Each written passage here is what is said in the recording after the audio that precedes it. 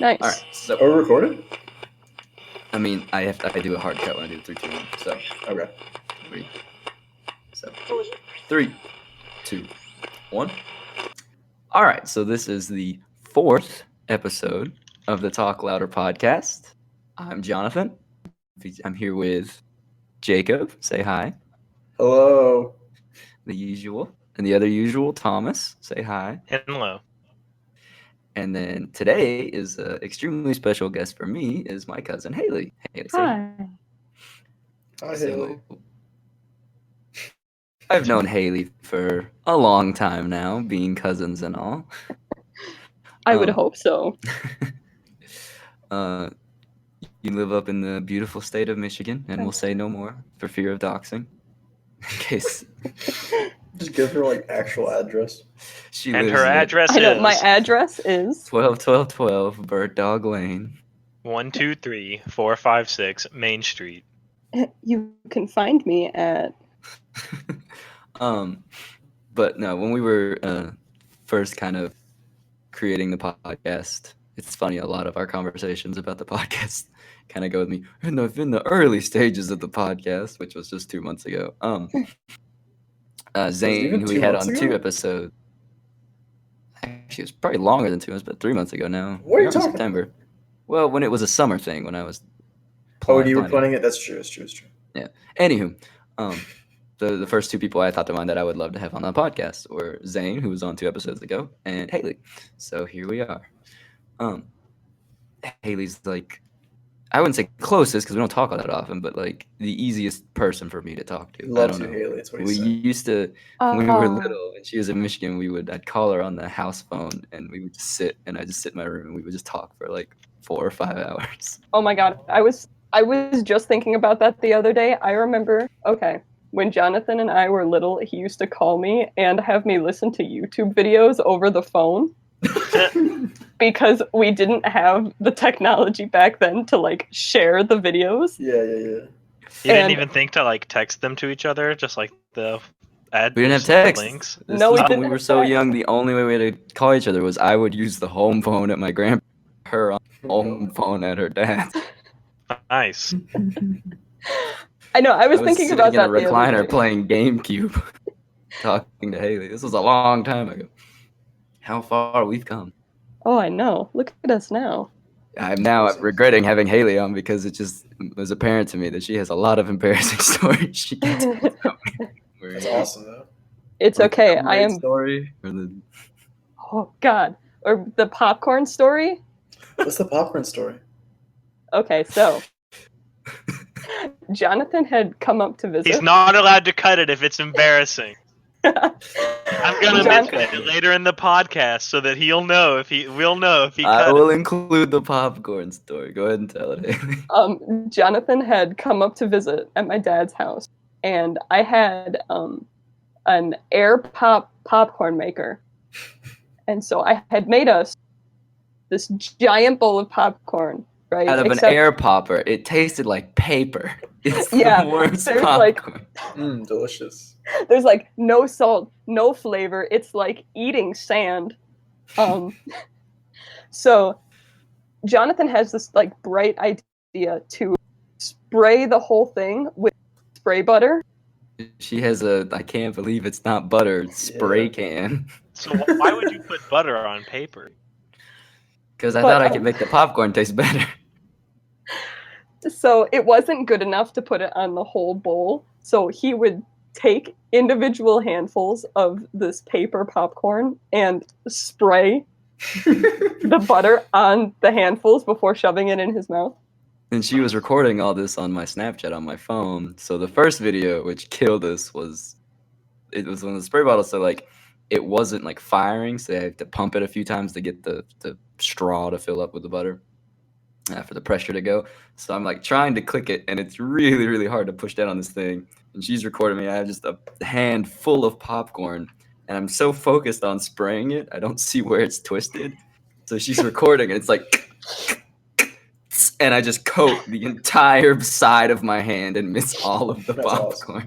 Awesome. And we started crying, laughing. And then I finally got it. Go ahead. Then we overlaid when you try so hard but you don't succeed. The Coldplay song. So there's just a video of me. If I have it, I think it's on my iPad. Still, if I can find that video, I'll overlay it onto the podcast. But it's me, Yeah. and it's a gray filter. I look terrible, and I have this popcorn, and I'm just eating it and like sobbing. It's just playing Coldplay in the background because it still tasted bad. It's awful. So the life lesson here is to, 1, not get an air popper, and 2, be smarter about your butter choices. Yeah, spray butter is not the way to go. No, those aren't embarrassing stories. Actually, I kind of like the spray butter for like they make spray butter specifically for popcorn. It's actually pretty good. Maybe it was just spraying it on air popped popcorn. It just wasn't a good. Well, I mean, if you're combination spraying overall.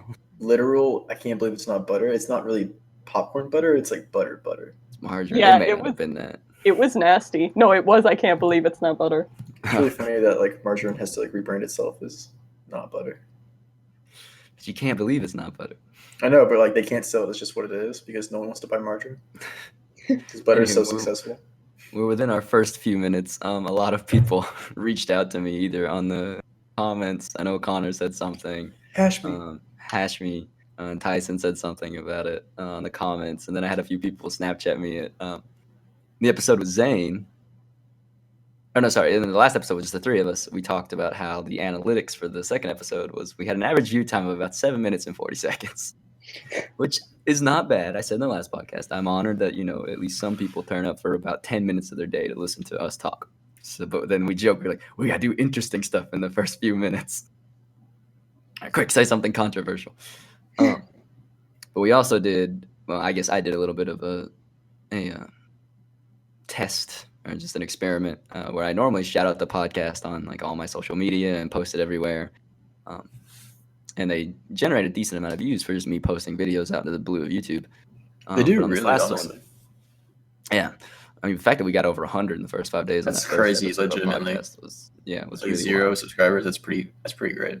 Anyways, analytics and stuff like that. So last time I wanted to see what it would be like if I didn't post it out. So that means the people who are going to find it are people who are like looking for the podcast or have it set to remind them, people who actively go look for it themselves on Monday versus me spamming all my social media with it. And obviously we got less viewers. I mean, that was a given, but our average viewer time went up like double. We were like 15, 18 minutes of average viewership time.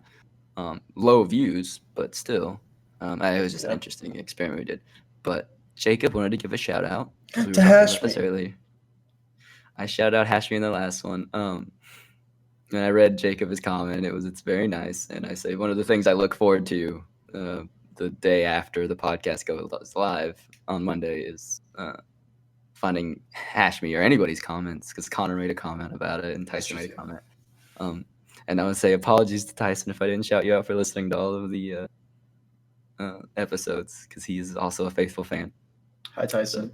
And even if we don't know you by name or that you listen to the podcast, there are people I know that listen to them. So thank you very much for listening to these episodes. It does mean the world to us, especially like what Hashme said about the last episode. Just extremely sweet, and it's the reason that it's one of the reasons I get really excited about making these. He's giving Every really Sunday. solid criticism, actually. Yeah. Very. It's less in-depth. like criticism and more just like support. Well, yeah, but he's because also it giving wasn't- us like advice. Yeah. Well, in the past, he's been telling us about audio issues, but in this one, he wasn't like telling us what to change. He was like, "Don't be afraid that what you talked about wasn't lighthearted, because it still generated my own ideas. Like, it's fine if all the conversations are not That's true. lighthearted and funny. We can be serious sometimes." But I have a feeling that this episode is already with the popcorn story going to get off to a very lighthearted and fun. Now it's just gonna get really. Like I said, dark, you ever since Haley said that she could do this Sunday, I've been really excited to film this episode. So Aw. I'm glad we're filming our voices. yeah. I know, it's cool to be on a podcast. It's a lot of fun to make. Yeah, like I said, we went on a big tangent with Zane about just the creative process and making something. And I recommend everybody. We were out eating dinner the other night, and I was with Bart and his girlfriend Cassidy, and they were talking about how they wanted to make TikToks, and then Bart wants to make YouTube videos of the Cowboys. He's a really big Cowboys fan, and he wants to make videos like that. And I can't say anything except for just do it. Like, please go out and make something. It may be awful, you may hate it, but make something, because the joy of creating something, I think it's just a super awesome experience. Whether you're making TikTok videos, recording a podcast, or making your own art. Perfect segue. Haley has been doing art ever since I think you could hold something, really. I can't think of a time where you weren't drawing. And in fact, that's what you're going to school for. Yep. It is. It's harder for me to not draw than it is. I'm drawing right now, you guys. I'm sorry. I have to always be doing something because I have so many like ideas that I need to get out. And I can relate to the joy of creation with something like your podcast, because when you finish something that you saw in your mind, it's just so like such a satisfying feeling to be able to have that out. Like, you made that and no one else can make it the exact same way that you can. Yes, it's the ownership of something very unique. True. And the product of your labor, you know. Yeah, it's a super enjoyable experience, especially if it's something like this that's shared with people, my close friends like you guys, and then being able to share it with the world. He shared experiences and all this stuff, and it's just sitting around for an hour or two on Sunday and just talking about our opinions and thoughts. And I think it's overall it's been really fun thing to make. But furthering that, I just wanted to keep talking about Haley doing art. If anything you have that you want me to link or put up or anything you're proud of or show. Jacob was talking about how I should incorporate more images into the podcast, and they don't take too long to weave in there, so I definitely could do that. But I know recently, it was about like 2 weeks ago, right? You retired your sketchbook? Yes, I did. I just finished it. Oh my gosh, and what an endeavor that was. So how long does it take? And how many pages does it take to fill a sketchbook completely? So let's see. My sketchbook is 11 by 17 inches long. Okay. Let me grab it, actually. I'm envisioning it in my head right now. I don't know how many pages it has off the top of my head, but whenever I start one, I always write the start date in the front. Just because, you know, it's good to know how long that kind of stuff takes you. Yeah. Let's see. So it doesn't tell me how many pages are in it, but for reference, it's about an inch thick. So the one that I just finished, I started in early September of last year, and I finished it on August 21st. I think so, just a little shy of a year. Yeah. So, and it's really fun because I couldn't stand to look at the stuff in the front. It was so bad. It, like, whenever anyone would be like, hey, can I look through your sketchbook? I'd be like, yeah, but only the back. But it's... You've got to own stuff like that, though. I know, and really, it's not too bad. It's just because my eyes have advanced so much from that for point. Sure. That now I'm just like... It's like at the beginning of your journey versus where you are currently. You see the difference in skill, but for someone who's not an artist, like that reminds me of something that I used to see posted to like Reddit a lot. Is people would post like, this is what 4 years of education in field X looks like, and it'd be like, here's what my education in medical notes looks like, and it's like binder on binder on binder on textbook on textbook on textbook of like human anatomy and like stuff. And then you'll see like, here's what my computer science degree education looks like, and it's like 6 flash drives. And that's like so accurate though, because the sketchbook that I just finished, that was even just my fun sketchbook. That's not my work sketchbook. I have another smaller guide that I use for all my anatomy studies, for my thumbnails, for my assignments, just everything else.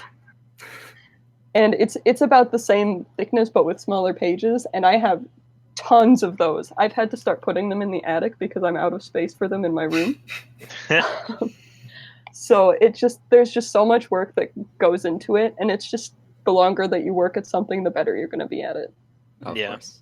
That'll be a fun thing in like 10 years time or something, and you just got a box and then Sharpie. It's like old sketchbooks, and you can go through and you can see like where you were September of 2018 versus where you are now. Oh, I know. Okay. It's such a wild concept for me to think that the work that I'm so proud of now is work that I'm going to think is disgusting in like 2 years.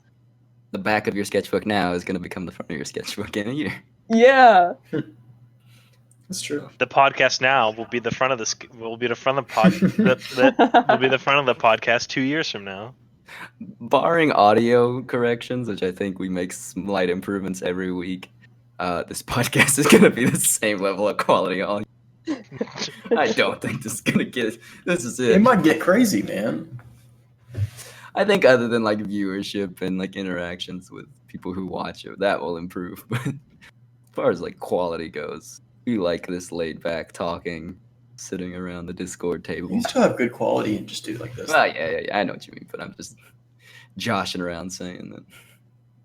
And I guess Saying that's we also suck. kind of what you think too, is that like you like, oh well, like nah, I'm not gonna get much better at that, or like whatever, and then you look back at it and you're like, oh my gosh, I can't believe I did this. Like in a Oh my year's time, I'll God. be like, I can't believe I used that convoluted laptop recording thing to get Audacity to work, where I had to have recording Yeah, bot that's in the true. Discord. It's when you make like slight improvements, and you're like, because right now that's just life. This is how I would do the task, but then you learn how to do it better and more efficient. You're like, how did I ever do it that way? Yeah. You just have to work on your process until you're satisfied with it. And I feel like that's the trajectory for every passion, you know? Yeah, completely. Making constant strides for improvement. Mhm. But it's funny because we're in Discord right now.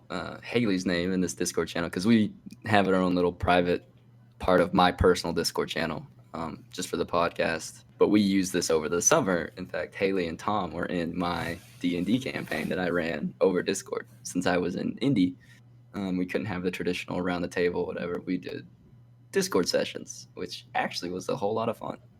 I know, that was so much fun. I was thinking about our campaign the other day and how sad I was that I'm not in one now. And you're still named Reverence. I Tom know. changed his name back, but Yeah, I changed my name back so that I don't know why I changed it back. Just so like when I join the Discord, I don't see Bayshore and I'm like, oh, I'm playing Dungeons and Dragons. It's I'm a lizard man. I will always be Reverence in my heart. So you're not doing a campaign right now? No, the other one that I'm in, no one bothers to meet anymore.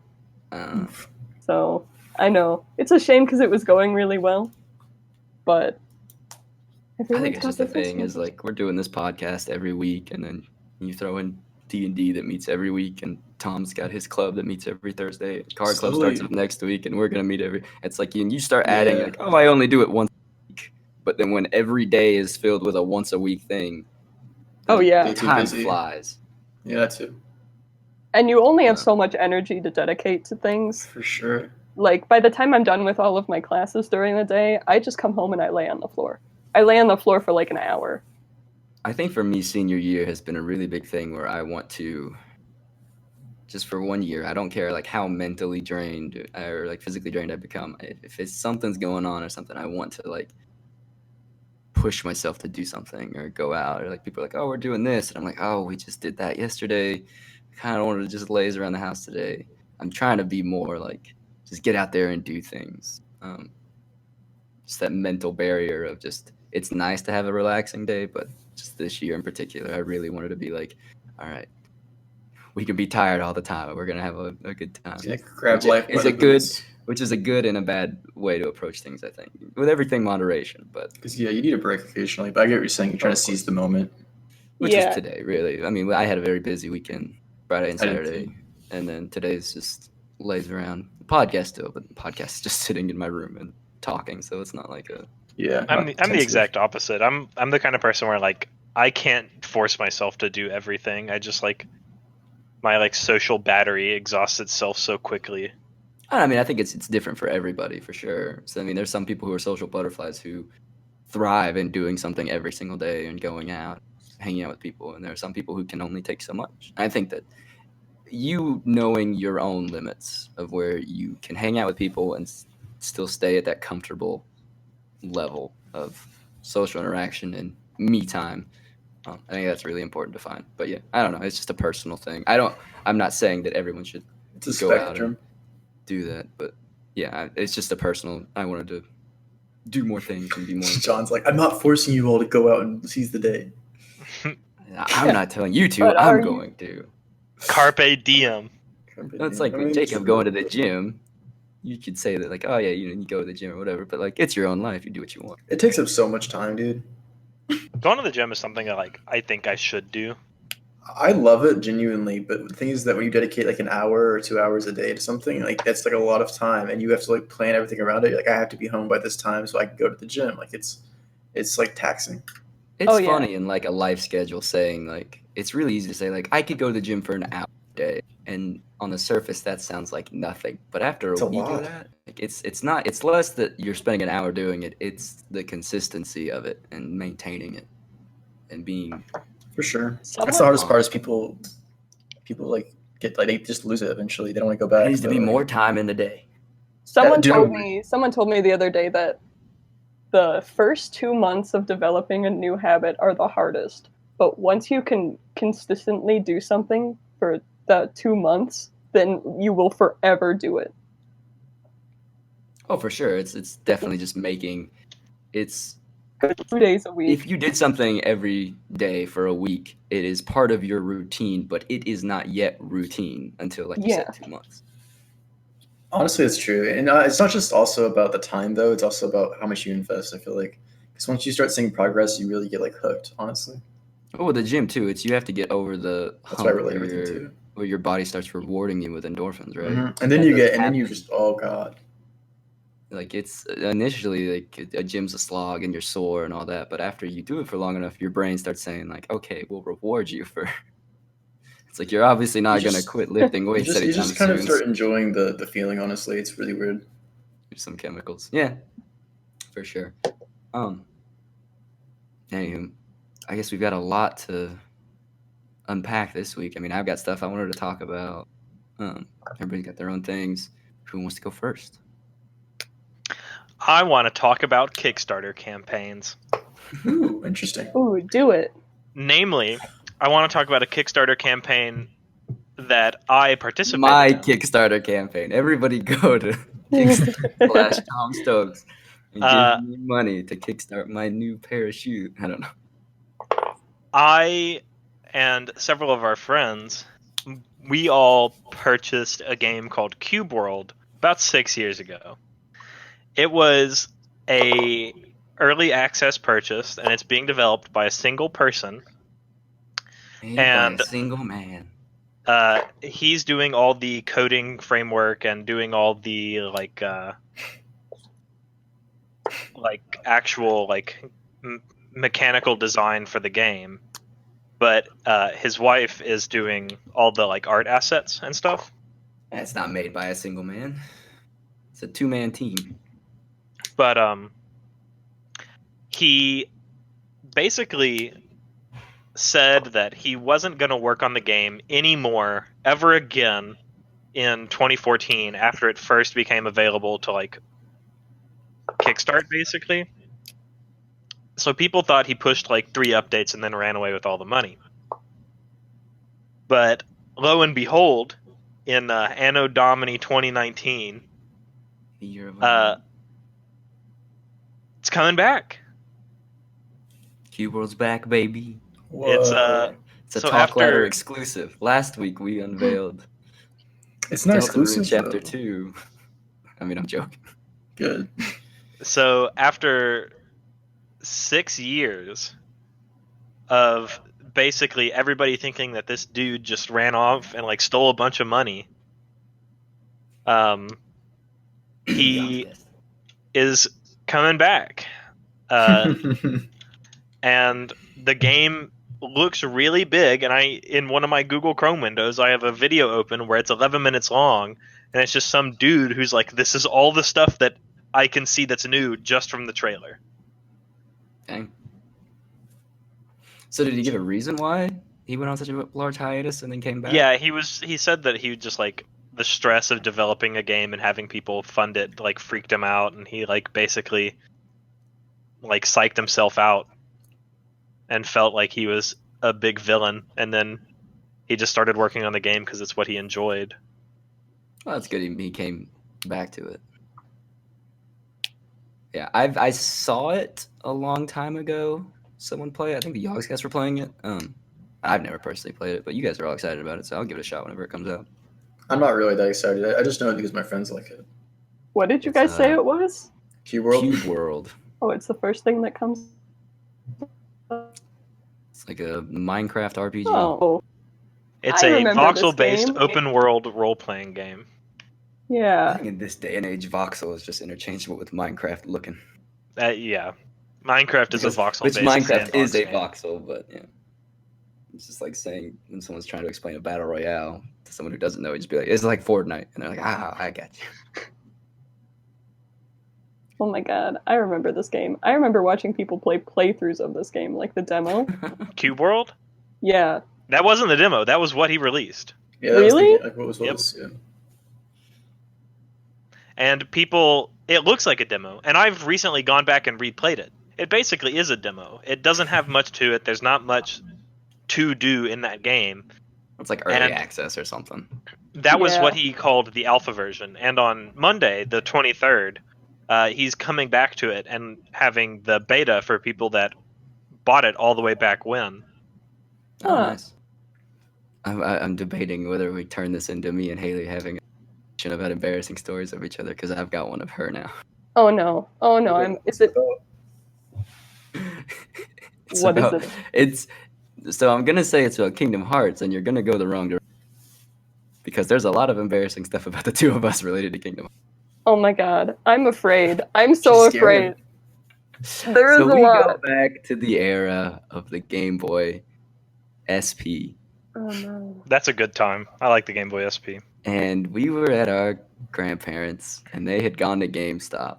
And for some reason, even though every time we would buy games, we would buy the same game so we could play it with each other, they thought it would be a good idea to buy 2 different Game Boy Advance games for us. So I got Kingdom Hearts. I don't know which one it was on the Game Boy Advance, but I got a Kingdom Hearts game on the Game Boy Advance.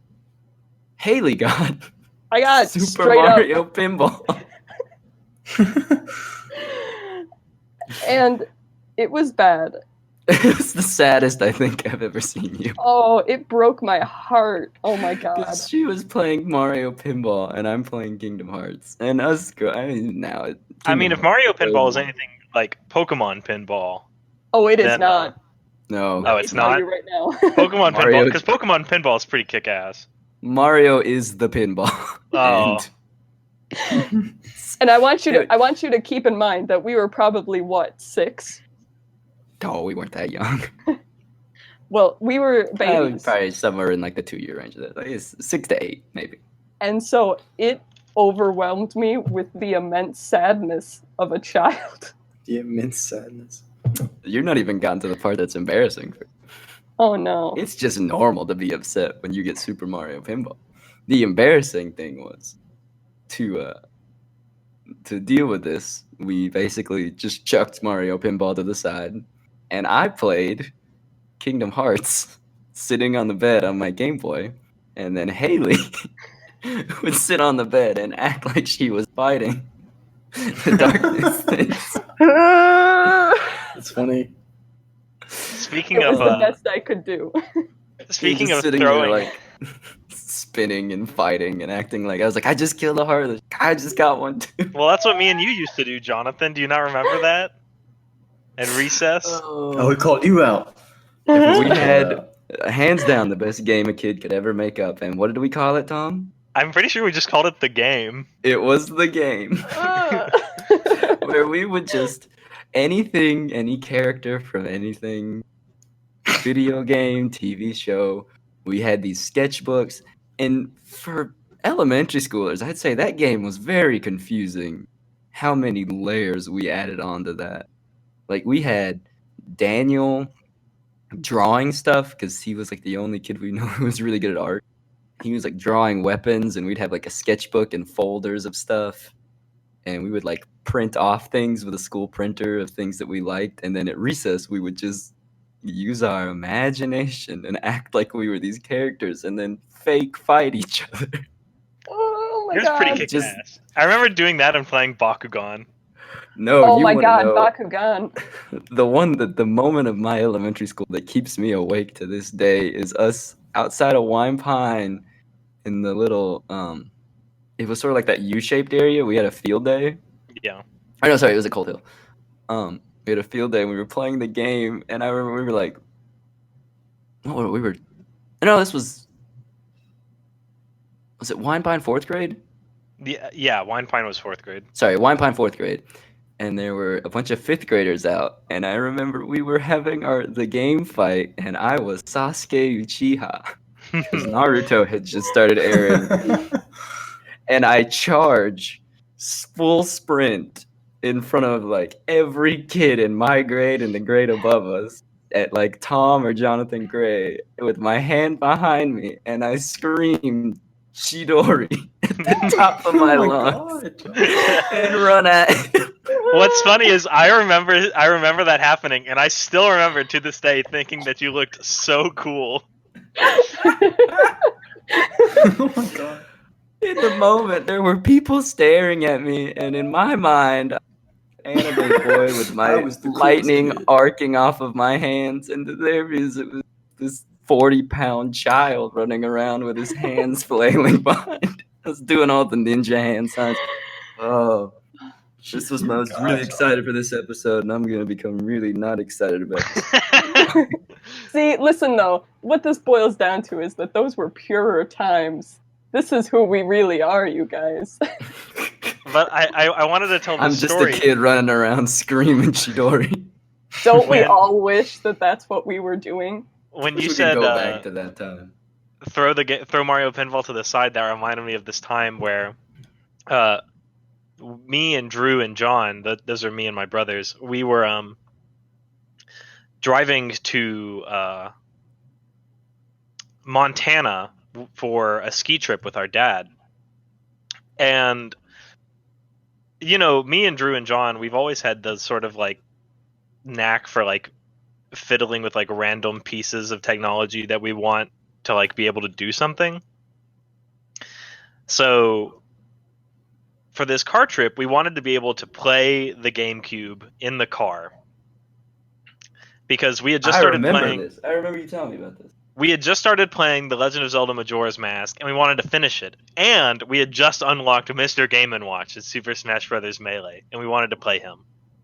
So we got this little like AV hookup DVD player style player, and we basically hooked it up through the 12 volt in the car, so that we could play it on the DVD player in the car, on the little AV DVD player while in the car on the way to Montana, because that was a 3-day trip for us.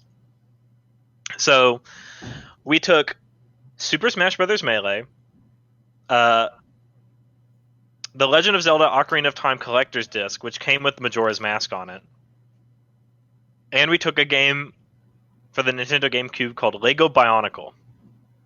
And the Zelda disc and the Smash Brothers disc worked fine, and we got bored eventually, so we started trying to play the Bionicles game. And it was pretty late into the car ride, so we were all like pretty like restless and antsy. And since we were kids, we didn't take really good care of our stuff, so the disc was in a pretty bad condition. All right, And- I just remembered how the story ends. We were kids, so we couldn't like think about how to fix this. So our natural solution was ask Dad to fix it. And our way of asking Dad to fix it while in a 20-hour car ride and being kids was to cry at him until he decided to fix it. So he says he's clearly very fed up with it, and he says, "Okay, hand it to me. I'll fix it." So we're like, "Oh, finally, we'll get to play the Bionicles GameCube game." And good old Dad, he says, "Watch this. You'll never forget it." Oh my He takes the disc, holds it in his hands. He's driving, rolls down the window, and chucks it onto the interstate. That's Oh my hilarious. god! That's hilarious. What a power move! And I remember we were all so shocked that all we did was go to sleep. That's crazy. That's so cool though. Like that's, And in the moment, we weren't even like upset. We were just like, we just lost the game. that's so epic. And Oh. and ever since then, anytime I see a copy of that game, I take a picture of it and send it to my dad, and I say, I remember. And I mean, he was right. You didn't forget it. Yeah, that's funny as hell. Watch this, you'll never forget. That's so awesome. It's like a movie moment. Oh yeah, I remember the GameCube thing, and then halfway through it, you said Bionicle, and it hit me. It wasn't there. I have this mental image forever ingrained in me from the first time he told me of his dad throwing a disc out the window. And How did we get here? I Honestly, was talking about how Jonathan and Haley said they threw Mario Pinball to the side, and I was like, yeah. I have a story about throwing I have a video throwing games. Nobody throws games like my dad. That's funny. I happen to know a professional game thrower. He just chucked it to the side. He chucked it going 70 miles an hour. You are like little baby. Watch can I- this. Can I tell a story that relates to something like that happened ages ago in our Go conversation? for it. Yes. Okay, because Tom brought up freaking what's the GoFundMe? Is it Kickstarter? Yeah. So you brought up Kickstarter and it instantly like flooded my brain with this like these memories. So in high school, my roommate, he was trying to make money, right? So he started stealing designs off the internet of posters and trying to sell them on Kickstarter. Nice. And- That's highly illegal. No, okay. We have an Let's talk artist about in the this. room. I know, as someone who made a poster that got stolen, I'm sorry, but I have to tell the story because it's just so funny to me because it's just. Oh, go ahead. We just No, 'cause he does have there's kind of vengeance to this. he's a millionaire now. You gotta think about it. Okay, so this is back in high school. He's like he's stupid. He like whatever, and then he gets banned like almost instantly, right? So he's no longer allowed to like. So he's banned off Kickstarter, and you have to use a social security number to make a Kickstarter account. So he can't make one with his own Kickstarter account. So he starts to try to do like other things, but this time he's like actually gonna try to do it. And so he like is paying an editor to like paying someone to like make the actual design and stuff this time, and they try to make another one. And actually, to be fair, I think in high school he didn't just have one project he tried to scam. I think he had like 3. But anyway, that's part of the story. Anyway, so in the future, like a few years later, he actually was like, okay, I'm actually going to pay like a design person. We're going to make a poster. And he makes the account with like his friend, and he uses his name as the account name. And what's really funny is apparently in like some poster communities, like they knew his name because instantly all the comments were like, dude, I remember this name from like a few years ago. I think this guy's like a scam. Like he's just stealing designs. And they're like, yeah, man. And then after like they had literally already gotten funded, and then Kickstarter suspended the funding because they were like, oh, something sketchy here. And it was really funny because he was legitimately going to do it this time, and they banned him. And I thought it was the funniest thing. That's fun. The power of your name getting blacklisted. No, but it was so funny because then also he tried it again recently, and they now I think every time they try to post like a poster from like Kentucky specifically, everyone assumes it's someone trying to scam somebody because there's like a few times now in the last few years it's been like an account in Kentucky making like fake posters. Props to him for trying it 3 separate times. He's you know what not the smartest person, but he Is- yeah. Not the smartest person, but he's dedicated. I want you to, if you don't cut that, I want you to leave it in, but just bleep the name. Yeah, bleep the name. You probably should bleep the name for like. if you wrong someone, whoever you wrong will share your name to all of their friends, who will That's share fair. your name to all of their friends, and I That's just guarantee you they will never forget it. Oh no, yeah. I've read stories online of stuff like that, like people getting blacklisted, and you think it comes back to haunt you. They don't forget. And No, but like it's really I've funny to seen me it, too.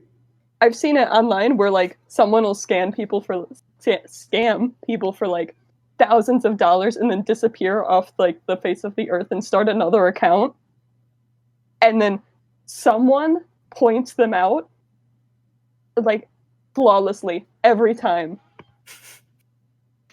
Oh, that's a good feeling. You can't get away with when he legitimately tried it. But I mean, that's No, karma, it's I guess. karma. But what's really funny is that like I was gonna say.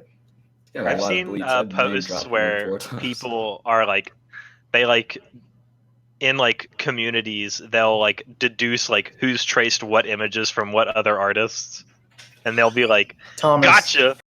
Oh, that's funny. No, Kickstarters. It's good and it's bad. Funny example I said earlier was the Yogscast. There was some legit. Did you ever follow that, Tom? No, I never. I don't know what happened to Yogg's Quest or whatever. Well, they tried to make it, and then they got all these people's money, and then it's just a classic. I mean, it's a Kickstarter thing. It's like we realized that the project that we promised is way too ambitious, and like their artist quit, and all other stuff. And then they were like, "Well, we've partnered with some game companies, so here's some free games for this other stuff for backing us, but we can't give you Yog Ventures." Well, the same thing happened to the Homestuck game. Oh, Hive Kickstarter. Swap. I realized that I just admitted on the podcast that I know what Homestuck is. Tom was just admitting that he was a Homestuck fan. No, Oh. no, I'm not. Don't Because- slander me. You can out me too, freshman year. Like 3 years ago, I messaged him and I was like, I've been reading all these webcomics. Oh, no. I got pretty far down the rabbit hole in that, but it just got goofy. I stopped being able to understand it at like the 4th act, so I was like, okay, not gonna do this anymore. I don't remember any of the acts in Homestuck. I read it while I was in middle school. And that's why I choose to try and forget that time. I just know it got wild quick. Yeah. I mean, better that it was a continuation. We were talking earlier about projects. The biggest one from my childhood of like a webcomic, I would say, was one called, I think something just happened, Bart just yelled. Was a webcomic called A Modest Destiny. It was so good. It was so good. He got he got the chapters on the App Store. You could pay like $2 for them, and it worked really well in the App Store, and I read everything. And then this guy up and decided one day at like the height of the comic, he was like, I'm going to go be a game developer. Dead silence for 2 years. Comes back and he's like, game development did not work. I lost a lot of money. I'm going to go get a real job now, guys. Bye. Everybody's like, finish the comic book. And everybody was like, I remember there was a thread I was reading, and it was like 4 years ago or something.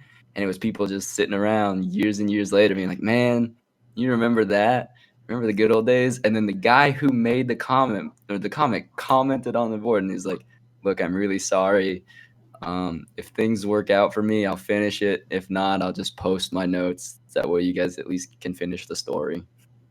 Like, you'll know where the plot was going to go. Oh, that's good. And then he never did that, so Well, Nice. it's on him. I mean, DM him. albeit me to tell a creator when I can't even draw Stickman right to finish their work, but yeah, see, And the that's- problem with webcomics is they take you, what's your average read time for a page? Maybe 30 seconds. yeah. That 30 seconds probably took someone a whole week to do. So Oh, for sure. the reward, like the output versus the reward, is extremely slim for webcomic developers.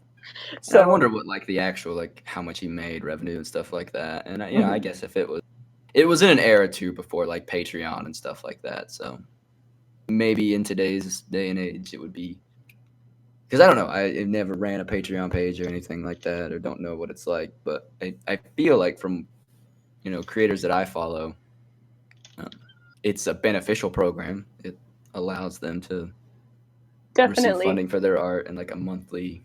Did I you, mean, it's just like a salary or something. did you guys hear about how? especially for webcomic developers, because they'll usually put 5 or so pages ahead on their Patreon. So if you pledge, There's you always can- incentive to get on it. Did you guys hear that? Like, aren't the new Patreons? If you make a new one now, they're taking more % of your like, whatever. Oh, No yes. idea. Like I said, I have no It's idea. terrible. Yeah, I think I heard that. But do you have a Patreon?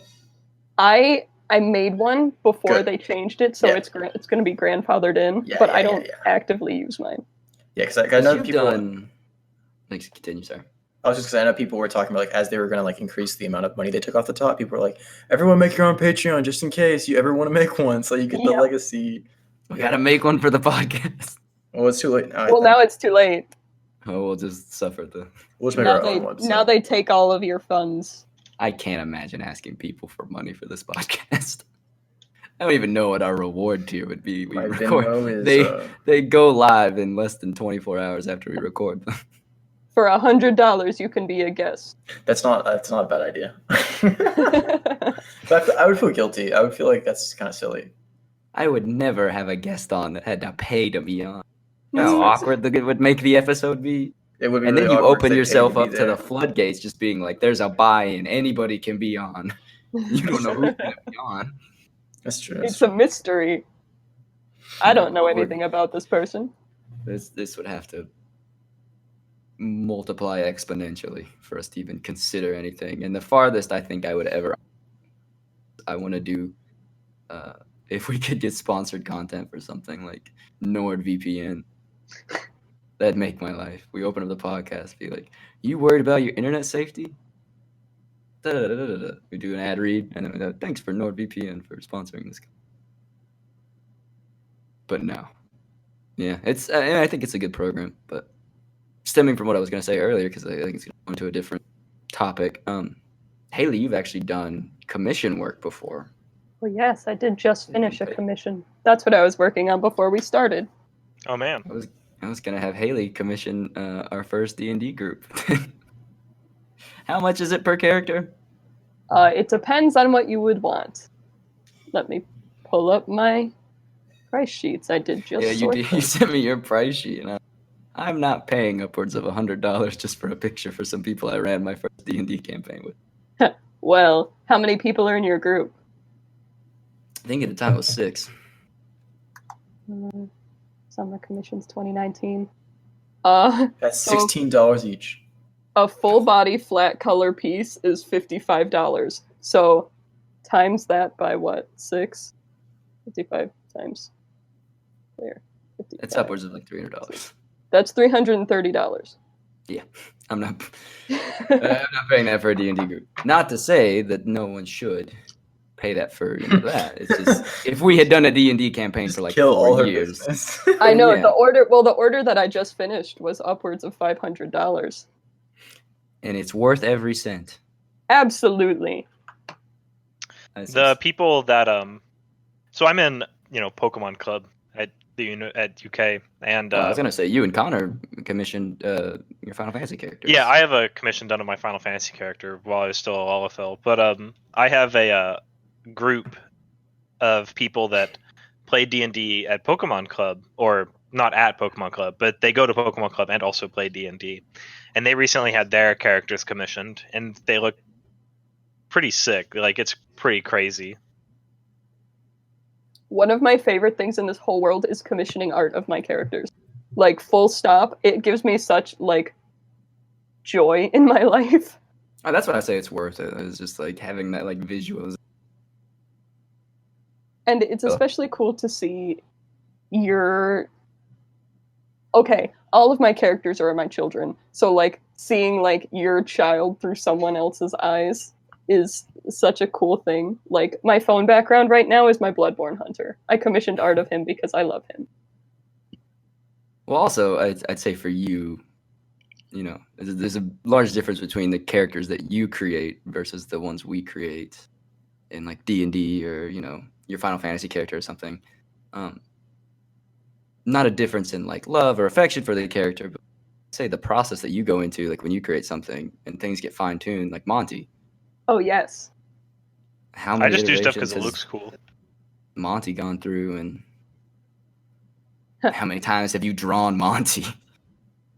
My Monty file on my computer is the largest file I have. I've had her for like 5 years, right? So like she's like my comfort character, so I draw her whenever I'm like, I can't draw anything, draws a Monty and immediately feels better. Speaking of, well, on Blast to Pass, concerning, we're on this topic of like commissioning and getting work done. Do you remember, Haley, and do you still have all of your worms? I do. Oh my god, I still freelance for them. So explain to these two and then anybody who listens what a worm is. Yeah. WYRM. Oh, So- like the little dragons. Yeah, so essentially what they are is they're little like clay heads with fuzzy bodies with pins on their bellies so they can ride on your shoulders. And it's a little like super small fandom based around this one person's art. And so she hires out sculpting jobs to other people, and I was one of their sculptors for a little bit. So I have this like huge collection of these art dolls. Um, And you can send me a couple of pictures of the ones that you have. Give them names and like personalities and have them interact with the other ones, and it's so cute because it just stemmed out from like one person's idea and now it's this whole community. It was crazy because they were just these little tiny things that were about what 8 inches long to a foot long.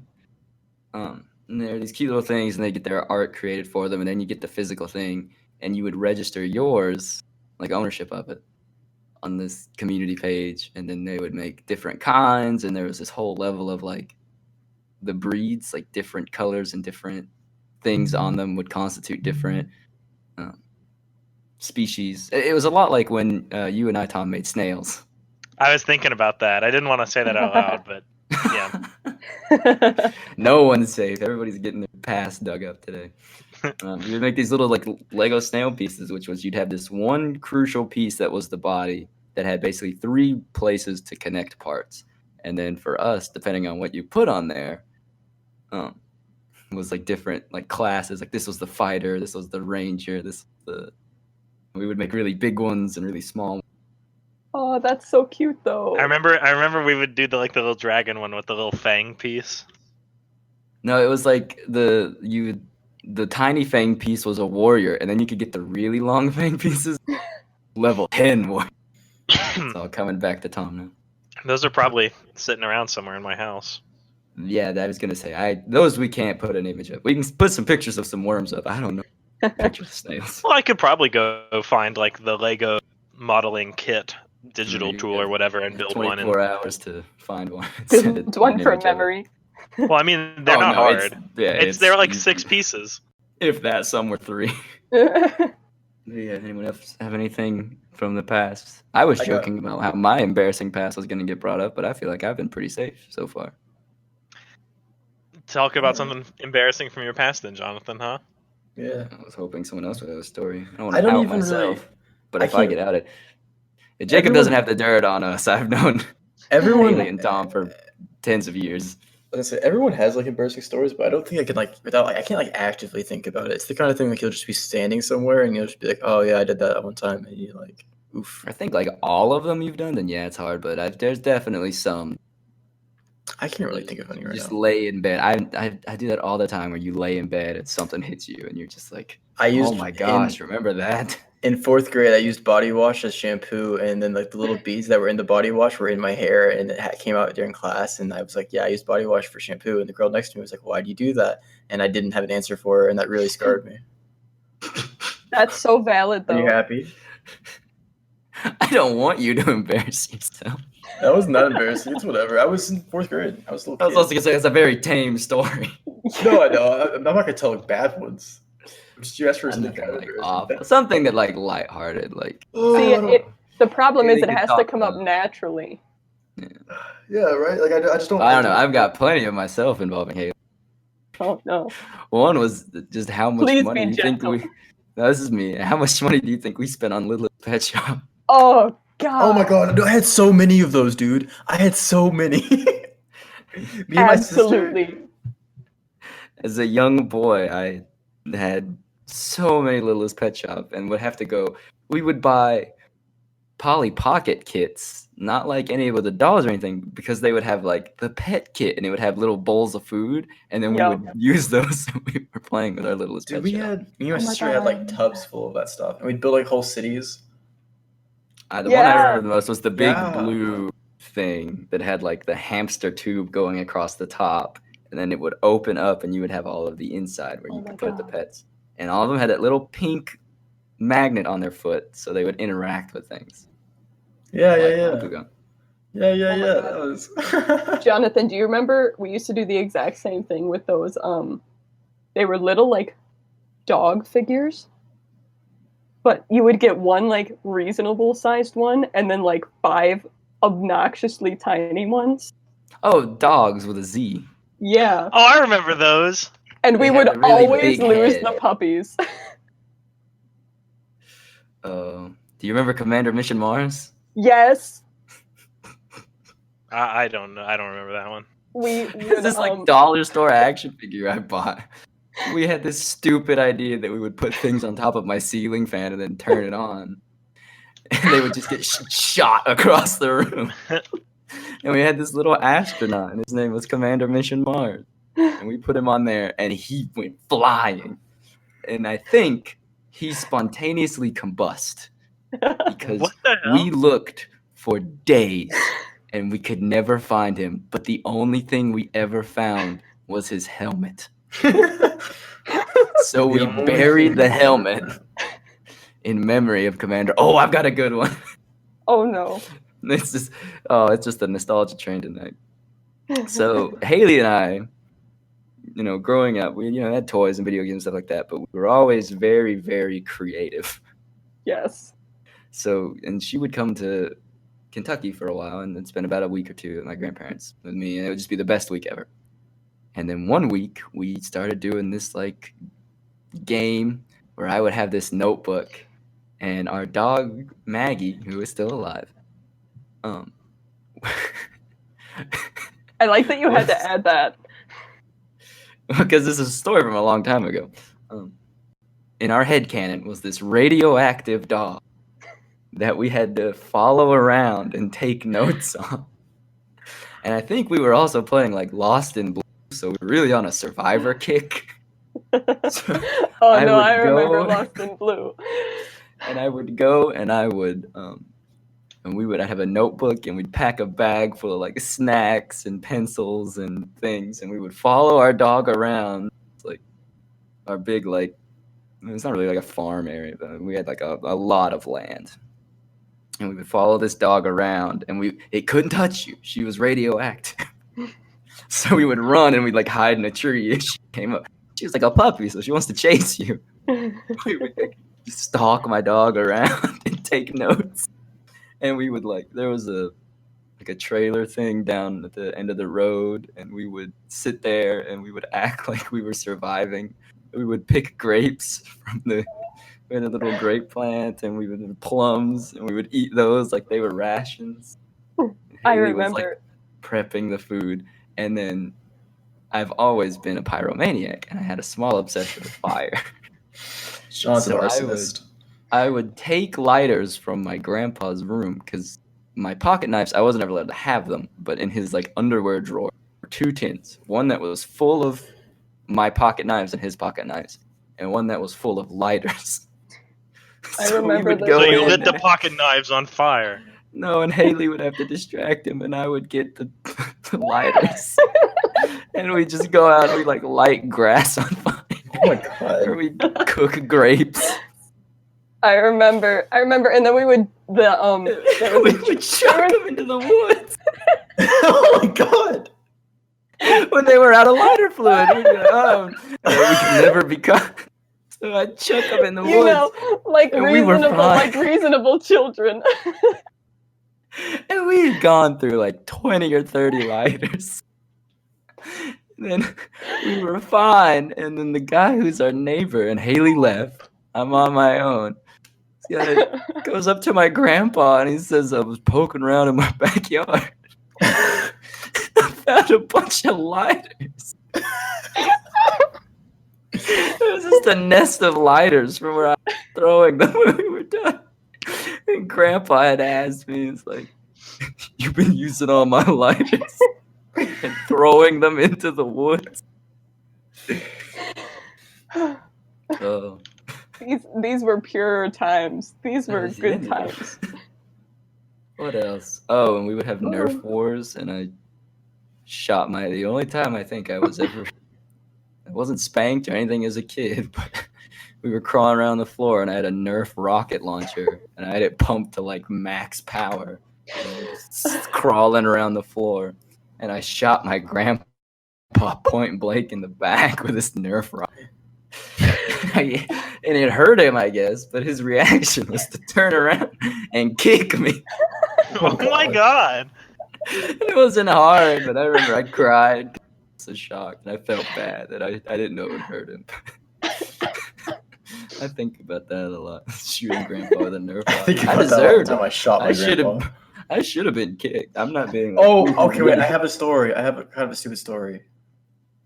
It's embarrassing, kind of, but So I remember that one time, I was like kicking my dad. I don't know why I was kicking him, but I was like kicking him. I was like really little, I was just kicking his hand, and then he's like he made a fist at one point, and I kicked it, and it really hurt. And so I kicked his hand, right, and it hurt my foot, right. And then like a few weeks later, I had to go get tested to see if I had dyslexia or something. I don't remember which one it was. And they asked me if my parents ever like beat me, right? And since I was a little kid, I didn't think it was that serious, and so I said my dad punched me.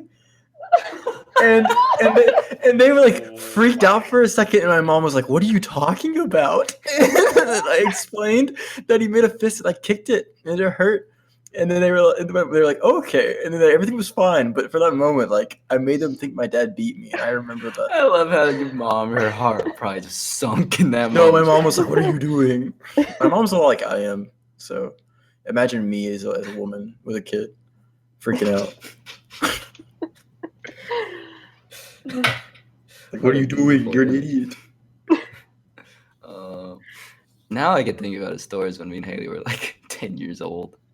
Oh my god, Think that was about- because I was over there all the time. Well, you'd normally come for like on like breaks. So like summer, she'd normally spend like 2 weeks, and then Christmas and Thanksgiving, she'd come for a couple of days, pretty much every year. And I'd always want to like go over to my grandparents, and we'd spend time. And classic kid stuff. Some of the stuff's not fun. We'd take like sheets, and we'd basically turn my entire room into a fort, to where like you couldn't walk in there as an adult. The sheets would cover the entirety of the room, and we'd have different sections of the room.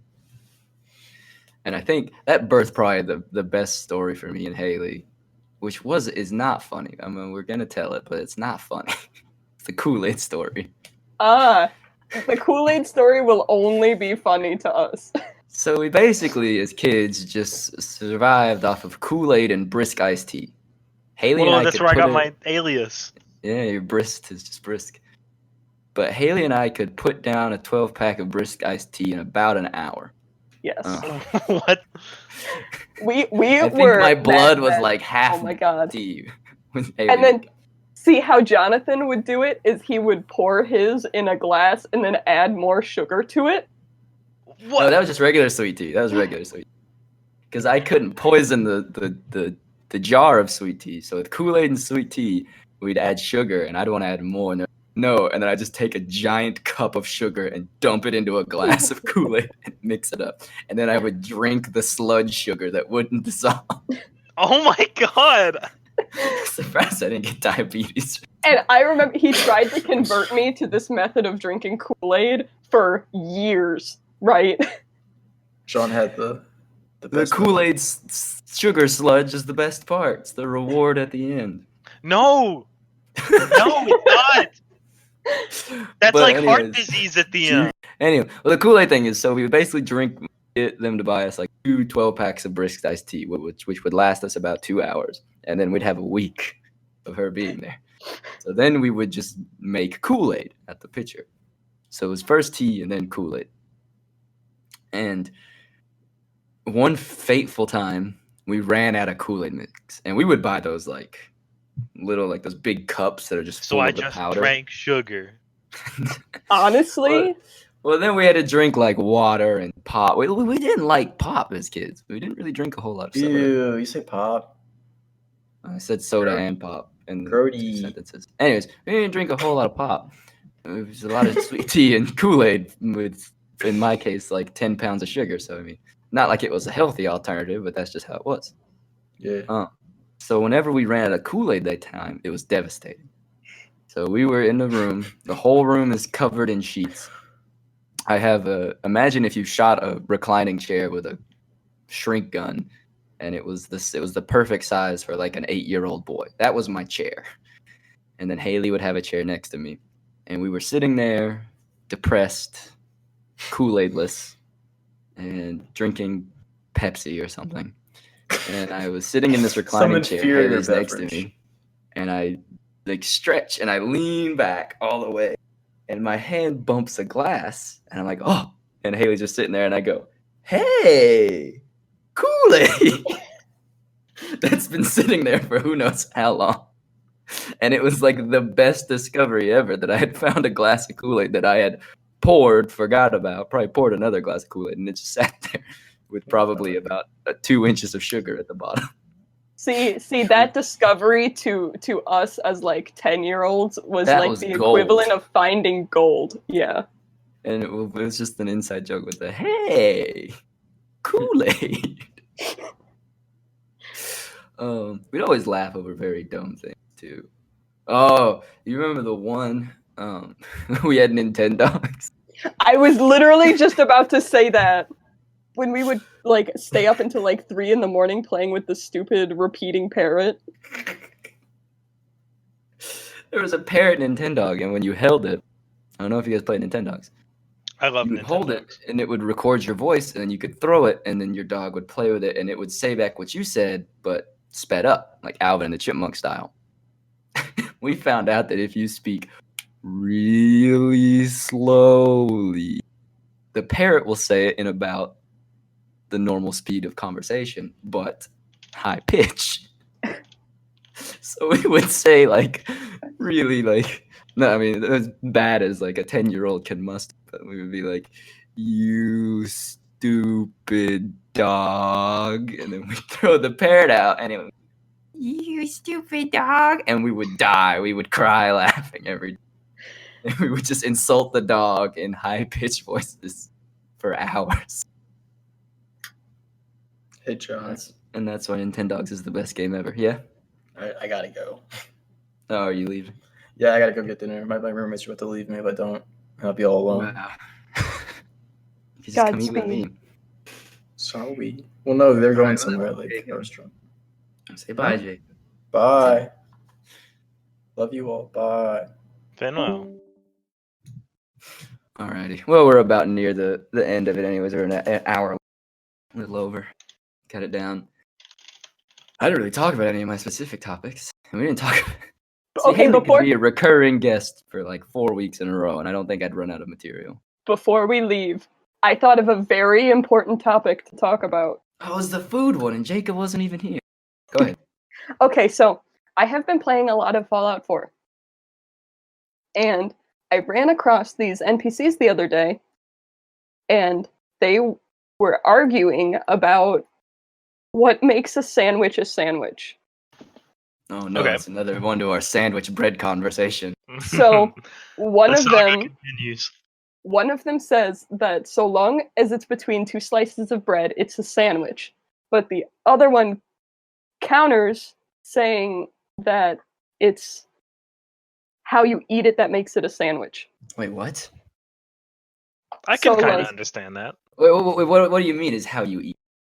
So, like, you eat a sandwich, you have 2 hands on it, it's got bread on it, and you eat it. So, like, by that logic, a hot dog would not be a sandwich.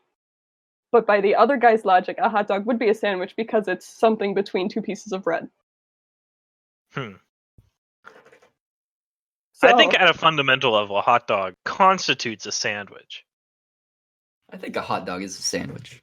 So one of the examples that the guy gives against the 2 slices of bread argument is that if you follow that logic, a loaf of sliced bread is a bread sandwich.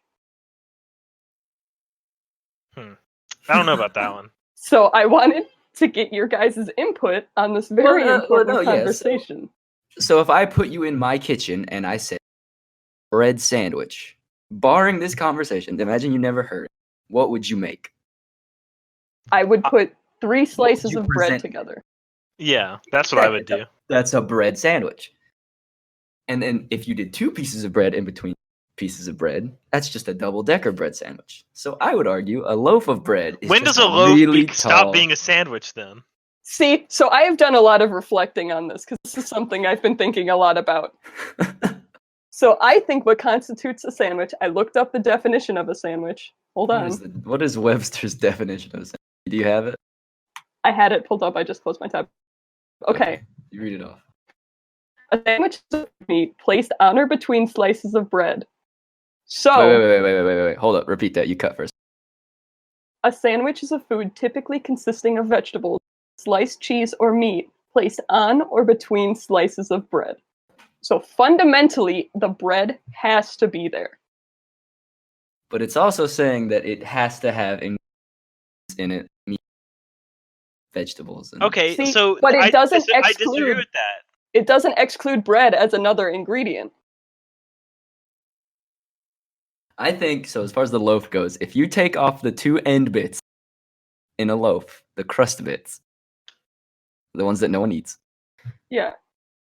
then you have a bread sandwich. But if you have the end pieces, it's a loaf. See, so the conclusion that I came to for all my reflecting is that what makes it a sandwich is the intent.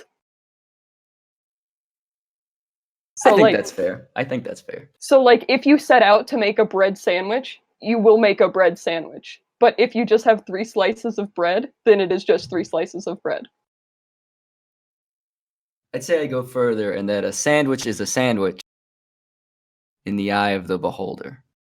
If you put a Valid. piece of bread between 2 pieces of bread with the intention of making a bread sandwich, to you that is a bread sandwich. But to me, prior to this conversation, because now I'll never unsee this image, it's just 3. If you gave it to me, I'm like, this is just 3 pieces of bread. And then you said, no, it's a bread sandwich. Then in my mind, I see the bread sandwich now. And then to me, now it's a bread sandwich. So now, forevermore, 3 pieces of bread will be a bread sandwich to you.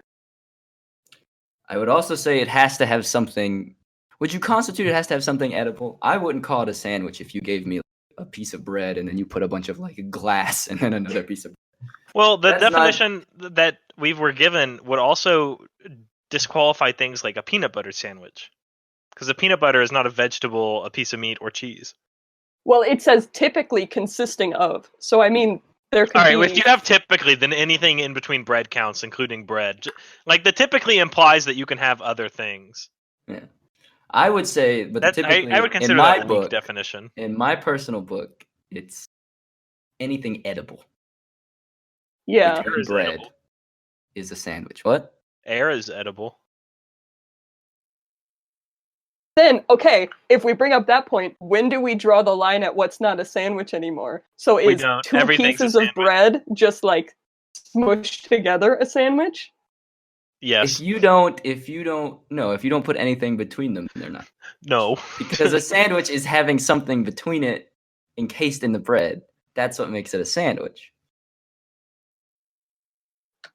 That's valid, I suppose. So like, You could put anything. You could put a pea, a single pea in the middle of the bread. It is a sandwich. But with nothing, it is not a sandwich. In my book, I'm not the sandwich guru, but who writes sandwich law? I think we do. Me too. All right, so I guess a continuation of an old. With a bread bag, it comes with a tie, right? Yeah. What do you do after you've opened it the first time and got your bread out to make whatever sandwich you want to make? What do you do with the bag when you're done? Like how do you close it? Yeah, how do you seal and store your bread? Oh, you twist the plastic and then you put the tie back on. Yeah. You twist it and you use the tie. The Why? recurring theme. Is someone out here not using the tie?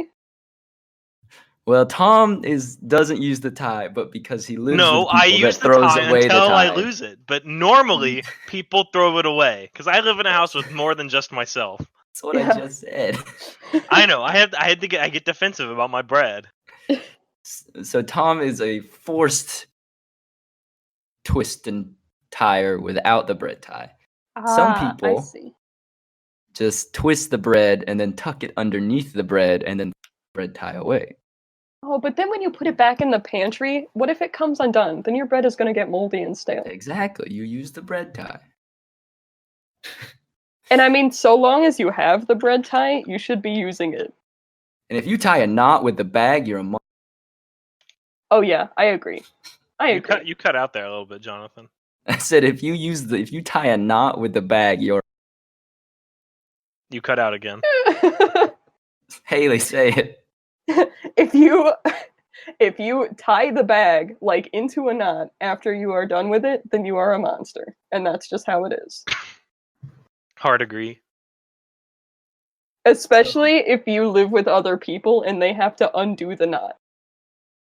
You're the worst kind of person. So I guess ending on this, Haley's topic, we now are moving from determining who is a serial killer and who isn't with a bread tie. And we're creating bread law. So law 1 of bread law, rule 1 in the bread book. The bread book. You must use a tie back. Oh, my phone probably buzzed there and it was loud. You must use the bread tie when sealing the bread back. That is rule 1. Rule 2 of bread law is anything edible between 2 pieces of bread is a blank sandwich. Even bread. And I guess rule 3 of bread law is if you have the crusty bits at the end, it's a loaf. Without the crusty bits, it's just a bread sandwich. It is a very large bread sandwich. And any more bread laws will be added to the bread book. But on that bombshell with a bread sandwich, I think that's more than enough for this week's episode of the podcast. So, Haley, thank you so much for being on. Yeah, thanks for having me. Like I said, I could probably have Haley on every single episode until the end of time because we could talk for hours and hours and hours. But yeah, if you want to be on again, you're more than welcome to. I would love to. Now I have to come back and tell you all my Code Vein opinions. Yeah, so we'll give you a month with Code Vein and then you can come back. That'll be the video game podcast. This was the bread one. Nice. Bread and nostalgia. Delicious. So, all right. Well, I guess that's it for this week. And then we'll see you all next time. Bye-bye. Bye. Bye.